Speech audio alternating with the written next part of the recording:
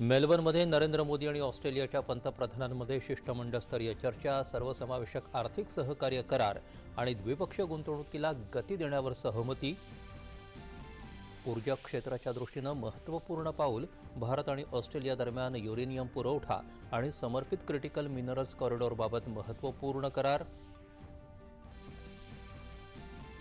संरक्षण क्षेत्रात भारत आणि ऑस्ट्रेलियामधील सहकार्य दृढ करण्यासाठी संयुक्त घोषणापत्रावर स्वाक्षरी, संरक्षण नवोन्मेष कॉरिडॉर उभारला जाणार.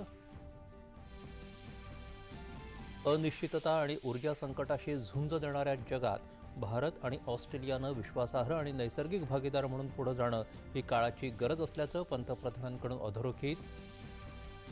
नेहमीच मदतीचा हात देणाऱ्या भारतावर जगाचा मोठा विश्वास असून भारताच्या वाढत्या सामर्थ्याचा लाभ संपूर्ण मानवजातीला होत आहे, पंतप्रधान. भारतातल्या संधींचा लाभ घेण्याच्या पंतप्रधानांच्या आवाहनाला सकारात्मक प्रतिसाद देत ऑस्ट्रेलियन सुपरनं भारतात 50 कोटी ऑस्ट्रेलियन डॉलर्सच्या गुंतवणुकीची केली घोषणा. आंतरराष्ट्रीय नाणेनिधीनं चालू आर्थिक वर्षात भारताचा विकास दर 7% राहण्याचा अंदाज वर्तवल्यामुळे जगातली सर्वात वेगानं वाढणारी प्रमुख अर्थव्यवस्था म्हणून भारताचं स्थान भक्कम. रेल्वे मंत्र्यांनी घेतला पुणे मुंबई घाट विभागातल्या रेल्वे दुरुस्तीच्या कामाचा आढावा.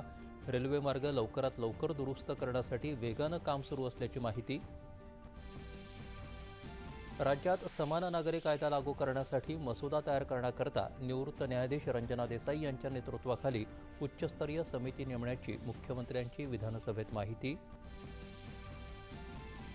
नाशिक कुंभमेळ्यासाठीच्या रिंग रोड प्रकल्पाच्या बदललेल्या संरेखनाची पुढील 3 दिवसात चौकशी करण्याची महसूल मंत्र्यांची विधानसभेत घोषणा. बळजबरीनं भूसंपादन करणार नसल्याची ग्वाही. आणि विविध प्रलंबित संसदीय आयुधांच्या डिजिटल पाठपुराव्यासाठी विकसित अत्याधुनिक डॅशबोर्डचं मुख्यमंत्र्यांच्या हस्ते उद्घाटन. विधानमंडळाच्या डिजिटल परिवर्तनात महत्त्वाचा टप्पा.